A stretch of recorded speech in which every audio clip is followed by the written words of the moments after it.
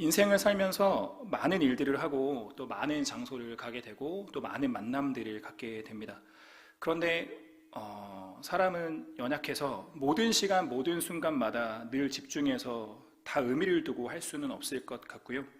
그 중에서도 더 중요하다 싶은 일들과 만남에 최선을 다해서 힘주어서 하기 마련입니다. 저는 언제 그렇게 힘주어서 그 첫 만남을 잘 하기 위해서 노력했을까를 생각해 보면 가장 열심히 준비해서 만났던 때가 저희 아내를 만나기 위해서 첫 만남에 노력했던 때가 아닌가라는 생각을 해보게 되었습니다. 이게 요즘에 꾸안꾸라고 하거든요. 꾸미지 않은 듯 하면서 꾸몄다라는 그런 뜻인데 이 말을 잘 아셔야지 신세대입니다. 이렇게 너무 많이 신경 쓴 티를 내도 안 되고 또 너무 또 신경 안 쓴 티를 내도 안 되는 그런 거기 때문에 이것을 입을까 저것을 신을까 이런 것도 여러 번 매치해보고 또 안경을 쓸까 벗을까도 여러 번 해봤다가 이게 제일 낫겠다라고 해서 그렇게 해서 아내를 만났었던 그때가 기억이 납니다. 그런데 저희 아내가 나중에 얘기하는 건데 제가 몇 년 전에 들었거든요. 첫인상이 그렇게 좋진 않았다라고, 스타일도 뭐 별로 그렇게 마음에 들진 않았었다라고 수년이 지나서야 이야기를 했습니다. 하는 그런 슬픈 이야기를 듣게 되었습니다. 슬픈 이야기를 뒤로 하고 이제 예수님께서 만나셨던 이 만남들에 대해서 생각을 해보면, 목사님 여기 가운데 모니터를 좀 꺼주시면 좋겠습니다. 여기 모니터 계속 돌고 있어가지고 예수께서 성육신하셔서 이 세상에서 사시는 동안 행하셨던 그 일들, 또 지나시면서 또 머무셨던 그 장소들은 아주 중요한 의미들이 담겨져 있습니다. 어디를 가시든 무엇을 행하시든 누구를 만나시든 그 안에는 특별한 목적들이 있는 것이죠. 그 이유는 무엇일까요? 예수님께서 하나님의 본체이시기 때문에 그렇습니다.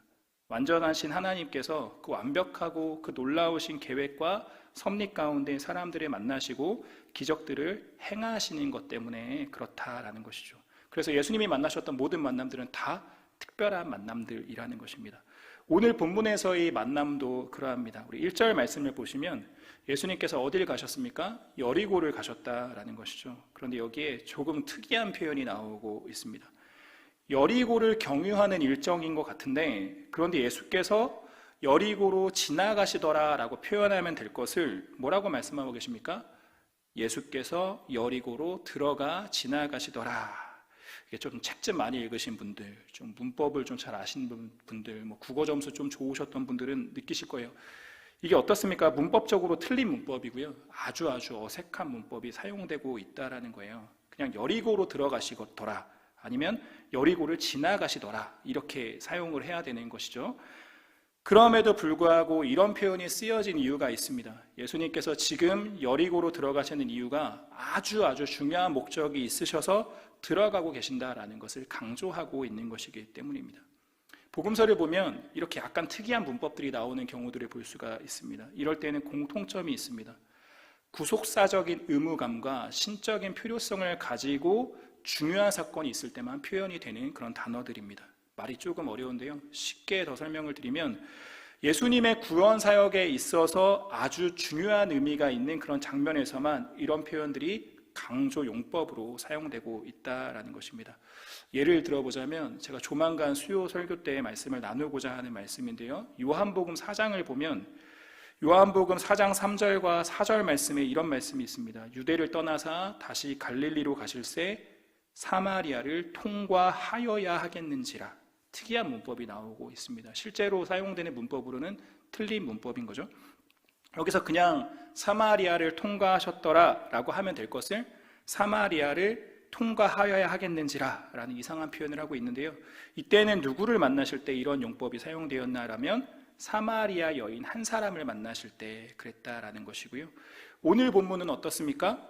삭개오 한 사람을 만나시기 위해서 나아가실 때 이러한 강조 용법이 사용되고 있다라는 것입니다. 교회 여러분, 질문을 하나 드리도록 하겠습니다. 여기 약간 유초등부로 돌아왔다라고 생각하시고 발표하시면 좋을 것 같습니다.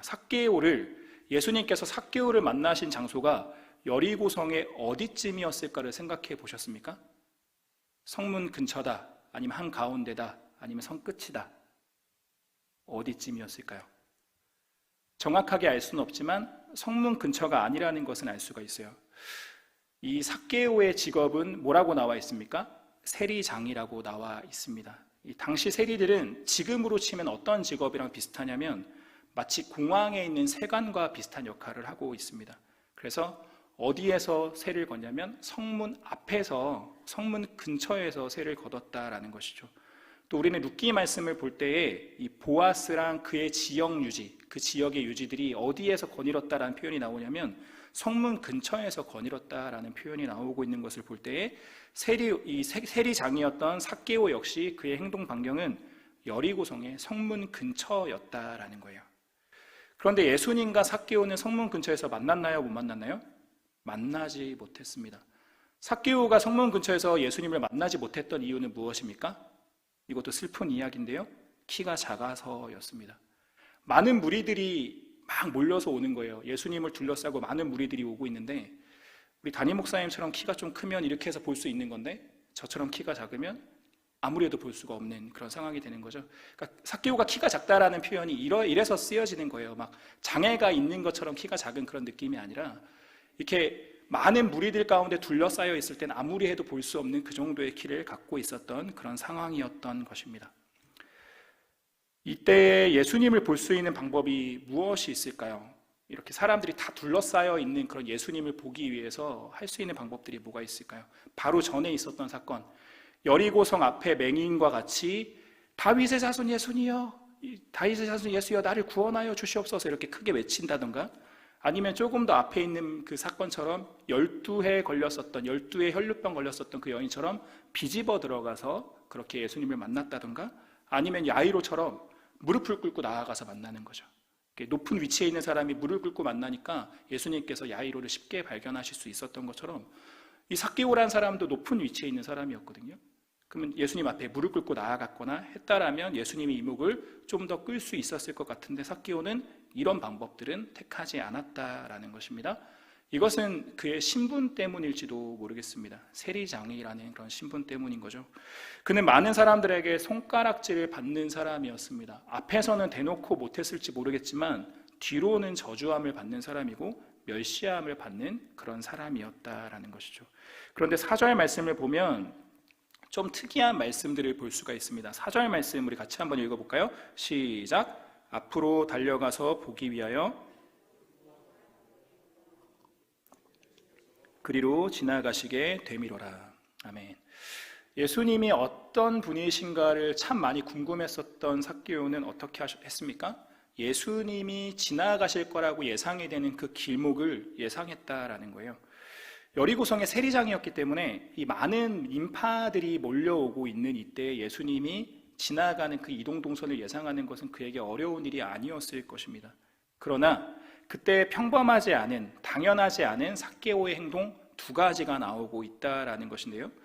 예수님의 이동 동선을 예상했던 그가 했던 일이 무엇입니까? 무리들보다 앞서 그 예상 도착 지점에 도착하기 위해서 그가 했던 일은 달려갔다라는 것이고요. 또 예수님을 잘 볼 수 있는 그곳을 택해서, 이 사람이 키가 작으니까 다시 무리가 몰려오면 못 보잖아요. 그래서 이 사람이 택한 것은 높은 곳을 찾았고요. 그곳에 마침 돌 무화과 나무가 있었습니다. 그는 그곳에 올라갔다라는 것이죠. 이때 사람들의 눈은 예수님께로 주목되어 있었기 때문에 어쩌면 그가 달려가는 것, 그가 나무 위로 올라가는 것, 이런 것은 사람들의 이목을 끌지 않았을 것 같습니다. 그러니까 예수님을 보고 싶지만 사람들과는 부딪히기 싫고 사람들의 시선을 끄는 것이 싫었을 그에게는 어쩌면 최선의 방법, 최고의 방법을 했던 것으로 보입니다. 그런데 여기서 잠깐 생각해 보길 원하는 것은 무엇이냐면, 다시 한번 두 번째 질문입니다. 삭개오의 나이는 어느 정도 됐을까요? 이런 약간 오해를 해요. 삭개오가 키가 작다라고 생각하니까 삭개오가 젊었을 거야 라고 생각을 하시는데요. 삭개오의 나이는 이 당시의 시대적인 상황을 생각해 볼 때 세리들은 30대 이상이었다라고 합니다. 30대 이상이 되어야지만 세리의 일을 할 수가 있었고요. 세리장이 되려면 적어도 10년에서 20년은 세리 일을 해야 했기 때문에 적어도 40대고요. 보통은 50대 정도다라고 말을 하고 있습니다. 요즘에야 기대 수명이 많이 늘어났어요. 그래서 사회에 활동하는 연령도 많이 높아졌습니다. 그러나 예수님 당시의 평균 수명은 어떻습니까? 지금보다 훨씬 더 낮을 때라 50대 연령이라면 그 당시는 노년층에 속하는 나이라는 거예요. 그런 사람이, 이 노년층에 속하는 이 사람이 나무 위로 올라간다라는 것은 그렇게 쉬운 일이 아니라는 것입니다. 그것을 어떻게 알 수 있냐면 제가 경험해봐서 압니다. 몇 주 전에 천등리를 다녀왔는데 이 전지 작업을 해야 하는데 이제 아래쪽은 웬만치 이제 다 한 거예요.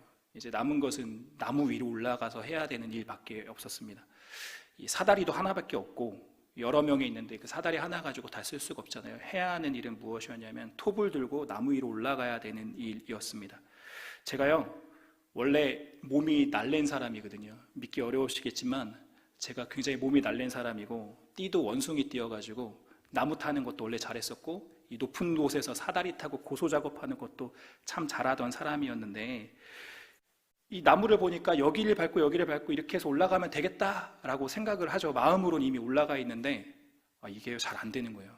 여기가 걸리고 저기가 걸리고 제 몸이 두꺼워서가 아니라 이 나무가 가지가 많아서 올라가는 것이 상당히 많이 불편했습니다. 또 어떻게 해서 올라갔더니 나무 가지가요 두껍지가 않아서 조금만 움직이면 부두둑 부두둑 소리가 나는 거예요. 제가 몸이 튼튼한 건지 나무가 약한 건지 올라서 있는 것 자체도 굉장히 불안했었습니다. 무슨 말씀을 드리는 거냐면 제가 이러면 당시로는 노년층에 속하는 삭개오가 나무 위로 올라갔다라는 일이 결코 쉬운 일이 아니라는 것을 말씀을 드리는 거예요. 나이도 그럴 뿐더러 그의 신분상 어떻습니까? 돌무화가 나무 위로 올라갈 만한 그런 상황이 되지가 않습니다. 또 달려간다라는 것도 그에게는 잘 어울리는 상황이 아니라는 거예요. 그런데도 그는 달려갔고요. 그런데도 그는 올라갔다라는 것이죠. 이것이 그에게는 정말 이상한 일인 것이고요. 정말 부자연스러운 일을 하고 있다라는 것입니다. 그런데 그런 그의 계획이 다 물거품이 되고 말았습니다. 그의 작전은 무엇이었습니까? 예수님은 너무 궁금한 거예요. 그런데 예수님이 어떤 분이신지는 너무 알고 싶은데 그런데 사람들 눈에는 잘 띄고 싶지 않았던 그 사람의 마음이었던 것이죠. 그런데 한순간에 이것이 모두 수포로 돌아가게 되었습니다. 무슨 일이 일어났습니까? 우리 5절 말씀을 보시면 그가 예상한 대로 예수님이 이쪽으로 오고 계십니다. 그런데 예수님이 궁금했었던 그에게는 예수님을 잘 볼 수 있는 아주 절호의 기회가 된 것이죠. 그런데 예수님이 이쪽으로 오시더니 자신을 바라보신 거예요. 예수님이 가시던 길을 멈춰 서신 채로 한 곳을 바라보신다라면 사람들은 어떻게 할까요? 예수님이 보시는 그곳을 같이 보게 되는 거고요. 그곳에 누가 있었습니까? 삭개오가 있었던 것이죠. 모든 사람의 이목을 끌게 된 것입니다. 그러니까 삭개오가 예상치 못할 그런 상황이 전개되고 있는 것입니다. 그런데 설상가상으로 예수님이 삭개오를 주목하시더니 그의 이름을 부르셨다라는 것입니다. 삭개오야, 속히 내려오라. 내가 오늘 너의 집에 유하여야겠다라고 하시니 그때 삭개오가 어떻게 했다라고 합니까? 급히 내려와 즐거워하며 영접했다라고 합니다. 정말 상상하지 못한 일이 일어났습니다. 무언가 평범하지 않은 사람인 삭개오는 다른 사람들과 다르게 특별한 행동을 했던 거였어요. 그것은 지금까지 말씀드렸던 바와 같이 그냥 세리도 아니라 세리장이라는 그의 신분 때문에 사람들의 눈을 의식해서 그렇지 않았을까라는 생각을 가지고 지금까지 바라봤잖아요. 그런데 6절 말씀을 보면 그의 진짜 마음이 어땠는지를 우리는 살펴볼 수 있습니다. 6절 말씀을 보시면 6절 말씀에 어떤 단어를 특정할 것이 아니라 6절 말씀 전체가 다 삭개오의 그 속마음을 깨닫게 하는 그런 내용들이 담겨져 있습니다. 이 사람이 내려오는데요, 그냥 내려오는 것이 아니라 어떻게 내려왔습니까? 급히 내려왔다라고 하고요. 또 예수님을 영접하는데 그냥 영접하는 것이 아니라 어떻게 영접했습니까? 즐거워하면서 영접했다라고 합니다. 이제 이런 눈으로 살펴보면요, 그가 무리에 앞서서 달려갔던 모습도 또 나무 위에 올라갔던 이 행동들도 다 이것이 사람들의 눈을 의식해서가 아니라 간절한 마음 때문에, 그토록 갈급한 마음 때문에 그랬구나라는 것을 알 수가 있는 것이죠. 이것을 확실하게 알 수 있는 것이 어디에 있냐면 5절 말씀의 바로 이 부분입니다. 5절에 보시면 예수님께서 삭개오의 이름을 부르시며 내려오라고 명하실 때 어떻게 내려오라고 하십니까? 속히 내려오라고 말씀하고 계십니다. 예수님은 이미 아시는 거예요. 삭개오의 마음을 예수님께서는 이미 알고 계셨다라는 거예요. 왜 그렇습니까? 여리고로 오신 목적이 삭개오 한 사람을 만나기 위해서 오셨던 예수님은요, 삭개오의 이름도 아셨고요, 삭개오의 상황도 아셨고요, 그의 마음도 다 알고 계셨다라는 거예요. 그렇다면 삭개오가 예수님의 부르심에 속히 내려와서 즐거워하며 영접한 이유가 무엇일까를 한번 살펴보도록 하겠습니다. 이마저도요, 이 사람이 속히 내려오는 것, 나무로 올라가는 게 더 쉽지 빨리 내려오는 거는 쉽지 않아요. 저도 천등리에서 빨리 내려오다가 발목 삘 뻔했거든요. 이게 쉬운 일이 아닌 건데요, 이 사람이 속히 내려왔고요, 즐거워하면서 영접을 했다라는 것인데, 이것도 50대의 세리장에게는 어울리지 않는 행동이라는 거예요. 그런데도 이 사람이 왜 그랬을까를 생각해 보면, 그가 이렇게 즐거워할 이유는 예수님께서 나의 이름을 부르셨기 때문입니다. 한번 삭개오의 입장에서 생각해 보겠습니다. 예수님이 삭개오의 이름을 알 방법이 있을까요? 없을까요? 없어요. 삭개오가 생각할 때는 저분이 어떻게 내 이름을 아실까? 이런 생각밖에 할 수 없는 거예요. 그런데 예수님이 자신이 있는 그곳 앞에 멈춰 서시고는 자신을 바라보시고 자신의 이름을 부르셨다라는 것이죠. 그때 삭개오는 두 가지의 사실을 깨닫습니다. 첫째는 이분에 대한 여러 소문이 있었는데, 이분이 메시아, 그분이 맞으시구나를 깨닫게 되었습니다.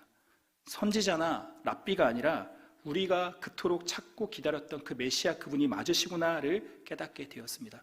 이 본문 앞에 어떤 사건이 있었다라고요? 예수께서 여리고에 가까이 가셨을 때 맹인을 고치시고 그를 구원하시는 사건이 있었다라는 거예요. 이 소문을 세리장이 못 들었을까요? 들었어요. 그러자 그는, 이 맹인은 어떻습니까? 예수님께 구원을 받게 되자 하나님께 영광을 돌리면서 예수를 따랐다라고 합니다. 예수님이 나아가는 행렬 가운데 이 사람이 같이 갔다라는 거예요.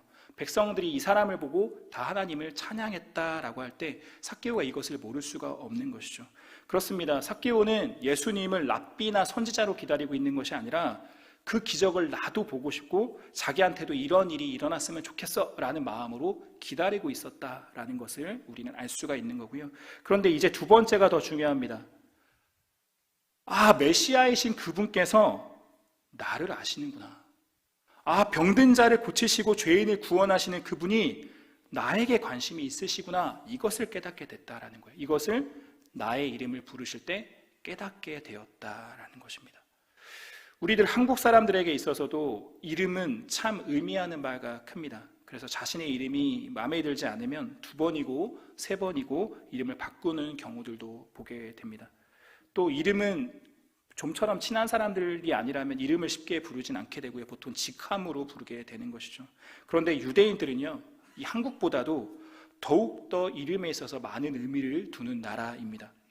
유대인들에게 있어서 서로의 이름을 부른다라는 것은요, 서로 인격적으로 그를 깊이 알 때 정말 절친한 관계가 아니면 이름을 부르지 않는다라고 해요. 그러니까 성경에서, 구약 성경에서 하나님께서 사람들을 부르실 때 아브라함아, 이사가라고 부르실 때가 얼마나 큰 의미가 있고, 또 예수님께서 마리아야 이렇게 부르실 때, 마르다야라고 부르실 때 얼마나 큰 의미가 있는 것인가를 우리는 생각해 볼 수 있다라는 것이죠. 그렇기 때문에 삭개오에겐 이보다 더 큰 기쁨이 없었습니다. 삭개오는 이미 돈은 엄청나게 많은 부자였습니다. 당시에 여리고성의 상황을 다시 말씀드리면, 여리고성은 꽃이 많고 꿀이 많고 올리브가 많은 곳이었는데요, 이것들이 다 세금으로 바쳐지는 거예요. 많은 것을 거둘 때마다 그 중에 얼마를 세금으로 바치는 거죠. 그것을 관리하는 사람이 세리장 삭개오였습니다. 게다가 예루살렘으로 올라가는 모든 사람들은요, 다 여리고성을 지나가야만 합니다. 이 모든 사람들이 여리고성을 지나갈 때마다 세금을 내야 했고요, 그 모든 것은 우선 모두 다 세리장인 삭개오로 들어왔다 나가게 되는 것이죠. 그러나 그렇게 부자이면서 그 때문에 모든 사람들에게 뭐를 먹습니까? 욕을 먹던 사람이 바로 삭개오였어요. 욕하는 것을 넘어서서 죄인이라고 여겨졌던 사람들이 세리였다라는 것이죠. 실제로 사람들은 이 세리를 누구랑 동격으로 봤냐면 창기와 동격으로 봤고요, 죄인이라고 불렀다라는 거고요, 진짜로 죄수들과 동격으로 봤다라고 합니다. 우리나라로 치면 일제시대 때 일본 정부를 위해서 일했었던 친일파 앞잡이들보다도 더 욕을 먹던 사람들이 바로 세리이고요, 그 중에 세리장이 삭개오였다라는 것이죠. 이렇게 그의 배경 때문에, 그의 처지 때문에, 그의 신분 때문에 어떤 누구와도 제대로 된 인격적인 교제를 할 수 없었을 사람이 삭개오라는 것이고요. 그런데 한평생 그렇게 살아온 삭개오에게 메시아이신 예수님께서 자신을 찾아오셔서 자신의 이름을 불러주시는 이것은요, 이루 말로 할 수 없는 감격 그 자체였다라는 것이죠. 어쩌면요, 그에게 이렇게 인격적으로 대해주는 이 자신의 이름을 이렇게 따뜻하게 불러주는 사람이 어쩌면 처음이었을지도 모르겠습니다. 또 예수님은 삭개오의 이름을 부르시는 것을 넘어서 어떻게 하고 계십니까? 내가 오늘 너의 집에 유하여야겠다라고 말씀을 하십니다. 이 유대 문화에서 누군가의 집에 들어가 유한다라는 것은 서로 아주 친밀한 관계일 때 하는 행동입니다. 즉 예수님께서 무슨 말씀을 하시는 거냐면 내가 너의 절친한 친구가 되겠다. 한 번 만나고 떠나시는 것이 아니라 너와 친구 관계가 되겠다. 성경에서 예수님과 가장 친한 친구로 나오는 사람이 나사로입니다. 그 사람처럼 내가 너희 집에 유하겠다라고 말씀하시는 거예요. 그런데 예수님의 이 행동으로 말미암아 어떤 일이 일어나고 있습니까? 예수님을 둘러쌌던 그 호의로 다가왔던 수많은 인파들이 수군거리기 시작했습니다. 예수님께 호의로 대했었던 이 사람들이, 예수님을 찬양했던 이 사람들이 순식간에 판단하는 사람들, 정죄하는 사람들이 되고 말았다라는 거예요. 그런데 예수님께서 이렇게 될 것을 아셨을까요? 모르셨을까요? 아셨다라는 거예요. 왜 그러냐면 삭개오는 세리장이었기 때문에 여리고성의 유명 인사입니다. 무엇으로 유명한가요? 사람들이 욕하는 사람 중에서 가장 유명한 사람이 바로 삭개오라는 거예요. 유대인들의 눈에 있어서 삭개오는 어떤 사람이냐면 바울이 겸손한 가운데 자신을 표현했었던 죄인 중에 개수요라고 했던 그 말 있잖아요.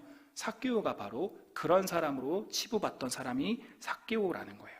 그런데 그런 사람과 더불어서 교제하게 되시면 당연히 이와 같이 모든 사람들이 다 들고 일어날 그런 상황이 될 수밖에 없는 상황이라는 것이죠. 예수님이 그것을 아시고 삭개오에게 찾아가셨고요. 예수님이 그것을 아시고 삭개오의 이름을 부르셨고 그와 유하셨다라는 것입니다.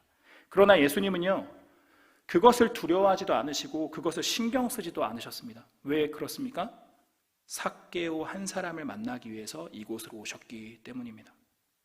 이 행동으로 인해서 내가 여리고성의 모든 사람을 잃어버린다 할지라도 내가 이 한 사람을 구원하시겠다라는 의지가 담긴 행동을 하고 계신다라는 거예요. 그렇기 때문에 삭개오가 이처럼 기뻐할 수밖에 없었다라는 것입니다. 이것을 통해서 우리는 무엇을 깨달을 수 있을까요? 삭개오 한 명을 구원하시기 위해서 그 어떤 것도 두려워하지 않으시고 모든 위험을 감수하신 그 예수님께서 그 사랑으로 나를 만나셨다라는 것이고요.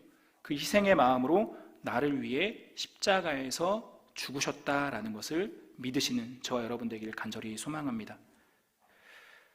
여리고성은 예루살렘을 입성하기 전에 아주 좋은 휴양 도시였습니다. 예루살렘 성전에 올라가는 모든 제사장들, 모든 성직자들이 다 이곳에 머물고 있었다라는 것입니다. 그래서 이곳에는 제사장도 많았고요, 성직자도 수없이 많았습니다. 그러나 예수님이 여리고성에 입성하셨을 때 어느 누구 한 사람도 예수님을 영접한 사람이 없었다라는 것이고요, 그저 호기심에 몰려들었던 우글우글했던 그 인파들만 가득했다라는 것이죠. 그랬던 그때 예수님을 진정으로 영접했던 이인 삭개오 한 명밖에 없었다라는 거예요. 이것은 무엇을 의미합니까? 겉모습만 번지르르 하고 의로운 척해도 구원받지 못한다라는 거예요. 죄인이지만 가난한 마음으로, 애통한 마음으로, 간절한 마음으로, 솔직한 마음을 가지고 주님 앞에 나와올 때 그때야 구원받고 변화될 수 있다라는 것이죠. 이제 삭개오가 예수님을 영접하면서 아주 충격적인 결단을 하고 있습니다. 8절 말씀을 보겠습니다. 8절 말씀 같이 한번 읽어볼까요?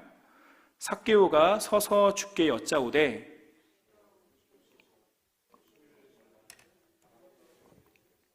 만일 누구의 것을 속여 빼앗은 일이 있으면 내 갑절이나 갚겠나이다. 아멘. 삭개오가 평생을 자기가 떳떳하게 살아왔기에 이런 일이 없으니까 이 말을 하고 있을 것 같습니까? 세리장의 위치, 그가 세리로서 산 세월 아무리 적어도 20년 이상 그렇게 일을 했을 때 그가 떳떳하기만은 힘들 거예요. 그런데 왜 이 사람이 이렇게 고백을 할 수 있을까요? 삭개오가 말한 그대로 하면요, 삭개오는 엄청난 거부였었어도 순식간에 자신의 재산이 다 거덜나게 될 수도 있다라고 학자들은 말을 합니다. 그런데요, 삭개오는 그래도 좋다라고 합니다. 그래도 행복하다라고 합니다. 왜 그렇습니까? 돈보다 더 좋은, 세상 가장 좋은 친구인 예수 그리스도를 얻었기 때문입니다. 세상 모든 것보다 가장 귀한 예수님을 친구로 얻었기 때문입니다.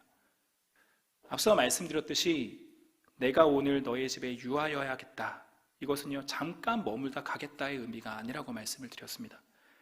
여기서 유하겠다라는 이 단어는요 다른 곳에서 어디에서 쓰이냐면 요한복음 15장에서 쓰여요.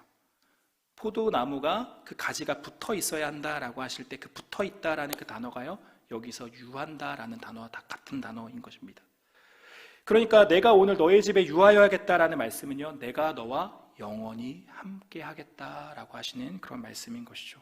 그런데 실제로 이 말씀의 본뜻은 무엇입니까? 내가 너의 집에 유하겠다가 아니라 내가 너의 마음속에 유하겠다라고 말씀하시는 겁니다. 내가 너의 마음에 들어가길 원한다라고 말씀하는 것이죠.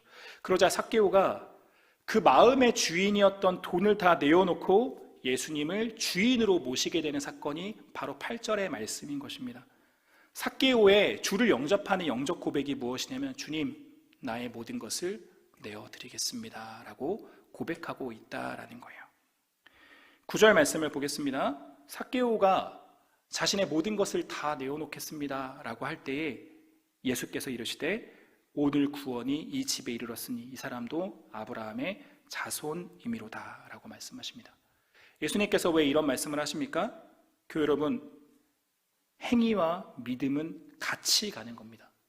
따로 있지 않습니다. 이것은 우리들에게도 시사하는 바가 아주 큰 거예요. 믿음은 결국 행동으로 나타난다라는 것이죠. 하나님은 분명 우리의 마음에, 우리의 중심에 관심이 있으시지만 정말로 우리의 마음이 온전하다면 결국은 행동으로 나오게 된다라는 것이죠. 이처럼 예수님을 제대로 영접한 사람들은요 다 변화가 일어났다라는 거예요. 베드로는 예수님을 만났을 때 그물을 버려두고 즉시 예수님을 쫓았습니다. 자신의 생업을 뒤로했다라는 거예요. 예수님의 그 비유 가운데 밭에 숨긴 보화를 발견한 사람은 무엇을 드렸습니까? 자신의 모든 소유를 다 팔아서 그 보화랑 바꿨다라고 합니다. 사내들인 공회원이었었던 니고데모, 이 사람은 예수님을 구주로 영접한 이후에 아리마대 사람 요셉과 함께 예수님의 장사를 치렀습니다. 공회원인데 예수님의 장사를 지내는 것이 가능했을까요? 불가능한 일을 하고 있다라는 거예요. 절대로 해서는 안 되는 그 일을 아리마대 사람 요셉과 니고데모는 했다라는 거예요. 다른 거 신경 안 썼다라는 거예요. 이후의 일은 걱정하지 않았다라는 것이죠. 무엇보다 바울은 어떠했습니까? 잘 나가던 바리새인입니다. 어떤 사람들은 가말리엘의 수하생 가운데 가말리엘이 있는 사람이 되었을 거다, 세계 최고의 석학이 되었을 거다라고 말하는 학자들도 있어요. 출세의 가도를 달려가던 기세등등한 젊은 청년이 바로 바울이었습니다. 그러나 예수님을 다메섹 도상에서 만난 후 그는 어떻게 됩니까? 예수 그리스도 이외에는 자신의 모든 배경들, 자신의 모든 이루었던 것들 다 배설물로 여기고 내가 자랑할 것 오직 예수 그리스도밖에 없다라고 고백하는 삶을 살아갔다라는 것입니다. 이들 가운데 공통점이 있습니다. 예수님을 만난 후 이전의 것들을 포기하고 예수님을 얻었다라는 것이죠. 교회 여러분, 예수님을 제대로 만나면 다 이렇게 된다라는 것입니다. 우리들의 삶도 이렇게 변화될 수 있기를 간절히 소망합니다. 교회 여러분, 예수님보다 더 귀한 것이 있습니까? 없죠? 그렇다면 삭개오처럼 우리의 삶으로 그것을 고백할 수 있는 저와 여러분 되어지기를 간절히 소망합니다. 말씀을 맺길 원합니다. 예수님께서 삭개오를 만나신 이 사건이 왜 중요하냐면 예수님께서 삭개오를 만나시는 이 사건은요 예수님께서 마지막 유월절을 보내시기 위해 예루살렘으로 올라가시기 전에 누군가를 깊이 만나시는 마지막 사건이기 때문에 그렇습니다.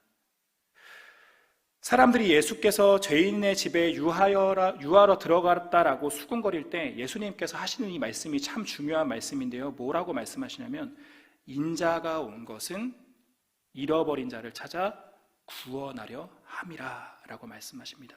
이것을 우리로 깨닫게 하시기 위해서 삭개오를 마지막으로 만나셨다라는 거예요. 인자가 온 것은 잃어버린 자를 찾아 구원하러 함이리라. 이것이 예수님께서 여리고에 삭개오를 만나러 오신 이유였습니다. 또 이것이 예수님께서 이 땅에 성육신하셔서 오신 이유였습니다. 그리고 그 이유와 목적을 가지고 주께서 이곳에 모여있는 우리들 한 사람 한 사람을 만나 주셨습니다. 믿으십니까? 삭개오를 만나셨던 그 마음과 그 열정 가운데 주께서 우리들 한 사람 한 사람을 먼저 찾아와 주셨고요. 하나님의 그 기쁘신 뜻 가운데 우리를 선택하셔서 우리에게 믿음을 주시고 우리로 주를 영접하게 인도하여 주셨습니다. 예수님께서 삭개오의 이름을 먼저 아시고 불러주셨던 것처럼 그의 마음과 그의 상황과 그의 처지를 모두 다 알고 계셨던 것처럼 하나님께서는 나의 이름을 아십니다. 하나님께서는 나의 음성을 아십니다. 하나님께서는 나의 모든 것을 알고 계심을 믿으시길 바랍니다. 우리 찬양팀 준비해 주시길 바라고요. 그 여러분 기억하시길 바랍니다. 하나님께서 나의 모든 것을 아십니다. 내가 지금 무엇을 걱정하고 있는지, 내가 지금 무엇이 갈급한지, 무엇이 나를 즐겁게 하고 무엇이 나를 행복하게 할 수 있는지, 또 내가 지금 무엇 때문에 울고 있는지 하나님께서 그것들 다 아신다라는 거예요. 그리고 오늘 이 밤에 내가 있는 이곳에 내 마음 가운데 주님 가득하게 들어오셔서 지금 이 시간 내 이름을 부르시며 우리의 모든 것들에 손대어 주시며 온전케 하시고 회복케 하시고 형통케 하시길 원하시는 줄로 믿으시기를 바랍니다. 그러므로 주께서 나의 이름을 부르실 때에 우리의 모든 염려와 모든 걱정들 다 내려놓고서 또 내가 주인 삼고 있는 그 모든 것들 다 내려놓고서 내가 의지하고 있는, 내가 집착하고 있는 그것들까지도 다 내려놓고서 이 시간 나를 향해서 뻗으시는 그 주님의 손을 꽉 잡을 수 있는 오늘 이 밤 되어지기를 간절히 소망합니다. 그때 우리는 진정한 행복, 진정한 평안, 진정한 기쁨을 경험하게 될 줄로 믿습니다. 아멘.